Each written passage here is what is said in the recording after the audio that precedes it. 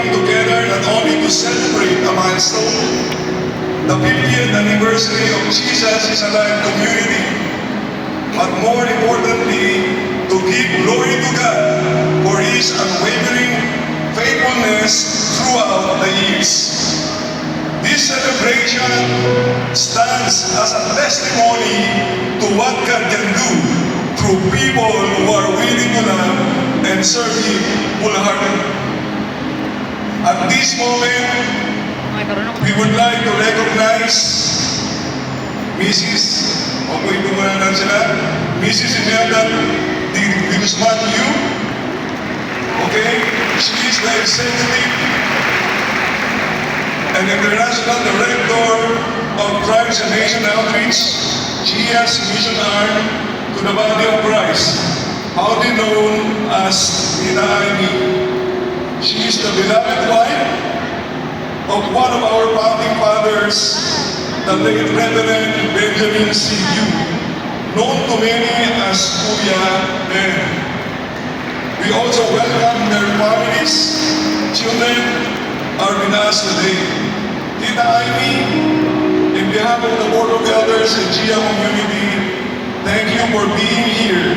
Your family's obedience and support for God's calling help lay the foundation of this ministry. Maraming salamat po. And we are forever grateful.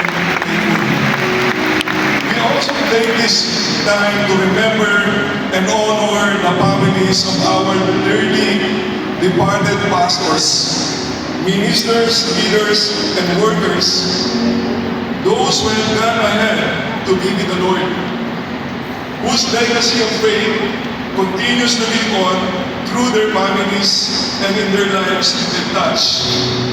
To all our Board of Elders, executive committees, country heads, department heads, regional heads, country services representative, missionaries, pastors, ministers, church workers, and leaders who have faithfully served Jesus is Alive community over the past 5 decades. Today, we honor you. Maraming salamat po. Maraming salamat sa inyong pag-ibig. Your sacrifices, prayers, and dedicated service have paved the way for where we are today. Truly, your labor and acts of love in the Lord are not in vain.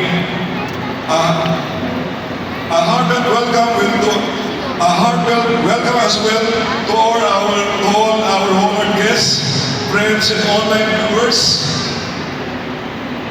joining us today, and to all the brethren who have traveled from across the Philippines and around the world. Maraming salamat. Pumunta kayo, bumiyahe pa kayo, including those from the North America, USA, Canada. Maraming salamat. The Middle East, UAE, Bahrain, Qatar, Saudi Arabia, Africa, Europe, and Southeast Asia. Your presence brings great joy and deep meaning to this celebration, and we are truly grateful.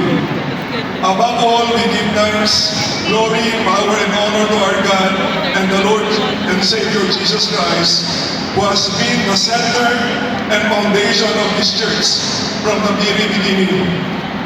For the Lord is good, His steadfast love endures forever, and His faithfulness to all generations, as what Psalms 105 declares.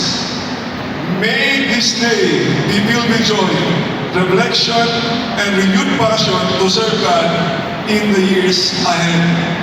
Once again, welcome to the Jesus is Alive community 50th anniversary. May God richly bless you all. Thank you.